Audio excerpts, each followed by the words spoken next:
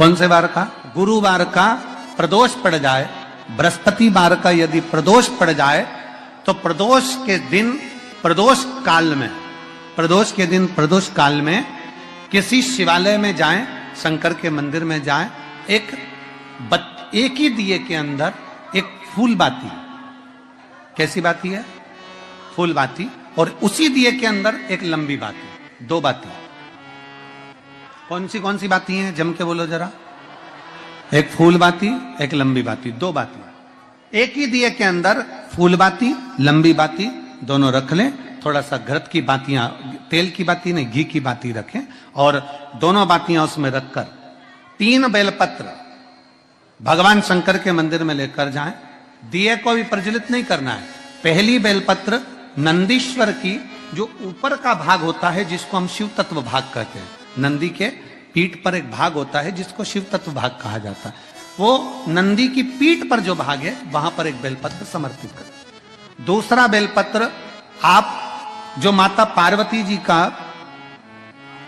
जैसे ये शिवलिंग है और ये गोल भाग है, ये माता पार्वती जी का हस्तकमल है, तो माता पार्वती जी का जो हस्तकमल है, इस हस्तकमल पर कहीं पर भी एक बेलपत्र आप समर्पित कर दें। और तीसरे नंबर की जो बेलपत्र है, तीसरे नंबर की जो बेलपत्र है वो भगवान शंकर पर समर्पित कर दें। जो दिया आप लेकर गए हो मंदिर में, उसी दिए को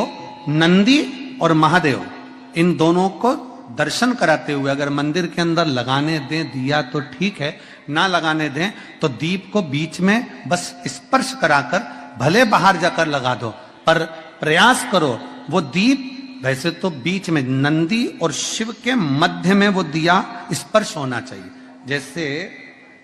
ये नंदी है और ये शिव है, तो इसके मध्य में दीप स्पर्श कर ले, भले उसको जलाने ना दे, पर स्पर्श मात्र कर कर अगर आपने एकांत में कहीं पर भी ले जाकर लगा दिया, उस दीप को जला दिया,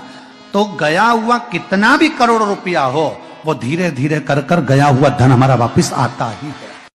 कोई खाकर भी बैठ गया तो देगा जरूर, वो धन आएगा जरूर, कैसे भी आएगा, पर अपनी संपदा वापिस। शिव तत्व की प्राप्ति है, भगवान शंकर की प्राप्ति।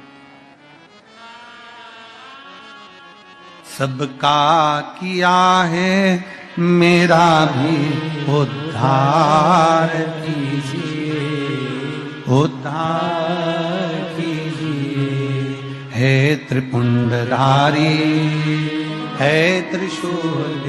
आप दिल से जब बाबा से कहेंगे, अपने मन से जब भगवान को प्रार्थना करेंगे, अपने हृदय से जब शिव को पुकारेंगे, क्यों ना मिलेगा। गया हुआ धन केवल चौखट पर स्पर्श मात्र करा था पारो के पुत्र ने, और स्पर्श मात्र करने से उसका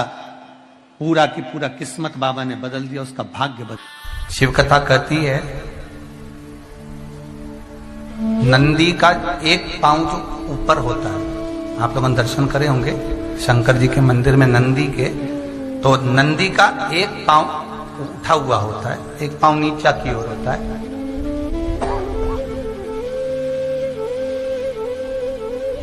शिव पुराण की कथा कहती है, मान लो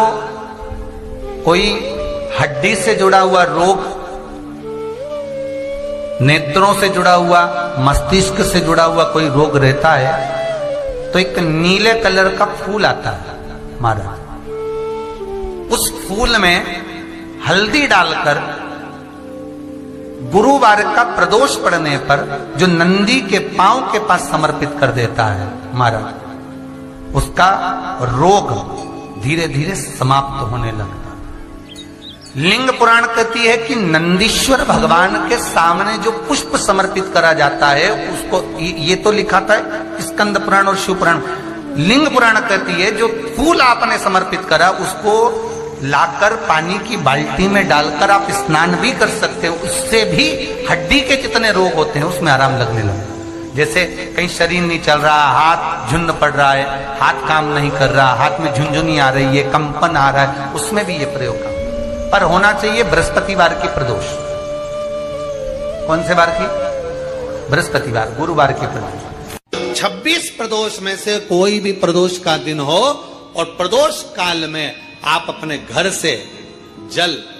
और एक हाथ में घी का भरा हुआ दीप लेकर जिस दिन शंकर के मंदिर में जाते हो, शंकर को जल चढ़ाकर हाथ का स्पर्श जलाधारी पर कर कर शिव मंदिर में दीप प्रज्वलित कर देते हो, 26 प्रदोष का पुण्य फल उसी क्षण प्राप्त हो जाए।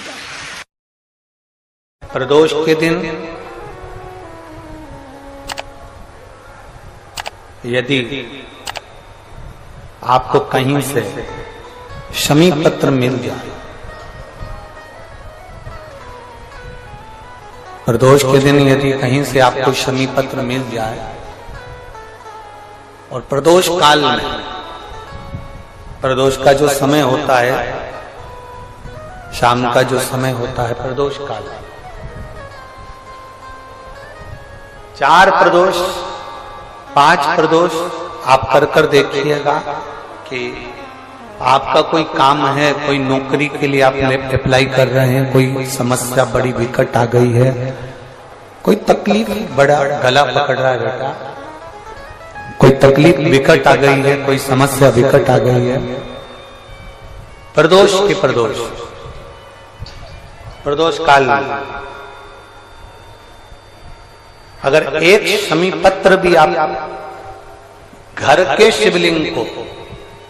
अब ये करने के लिए आपको मंदिर के शिवलिंग नहीं जाना, अपने घर में जो शिवलिंग, चाहे वो स्फटिक का हो, पारद का हो,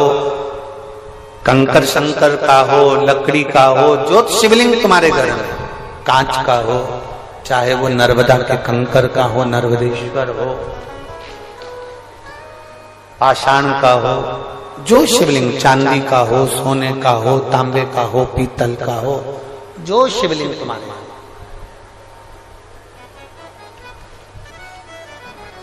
एक शमी पत्र